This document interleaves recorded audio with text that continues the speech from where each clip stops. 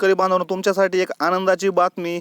30 मे 2025 या दिवशी जो काही अवकाळी संकट आलं होतं, हे अवकाळी संकट दूर जाण्याची शक्यता आहे असताना आपल्याला दिसत आहे फक्त जो काही कोकण एरिया ठिकाणी 30 मे 2025 या दिवशी ढगांचे प्रमाण तसेच थोड्या हलक्या स्वरूपाचा पाऊस पडण्याची शक्यता आहे.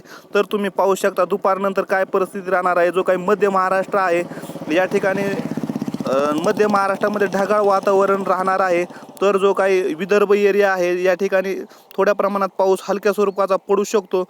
परंतु या ठिकाणी जो काही परिस्थिती बदलत आहे ही शेतकऱ्यांसाठी आनंदाची बातमी आहे. दुपारनंतर 3 वाजता लातूर एरियामध्ये तसेच सोलापूर एरियामध्ये थोड्या फार प्रमाणात पाऊस पडू शकतो. एक 10 मिलीमीटरपर्यंत म्हणजे फक्त 10-15 मिनिट पाऊस पडण्याची शक्यता आहे आणि ते सुद्धा हलक्या स्वरूपाचा. हे काही आसमानी संकट आलं होतं ते आसमानी संकट मात्र दूर गेल्यासारखं कुठंतरी आपल्याला दिसत आहे.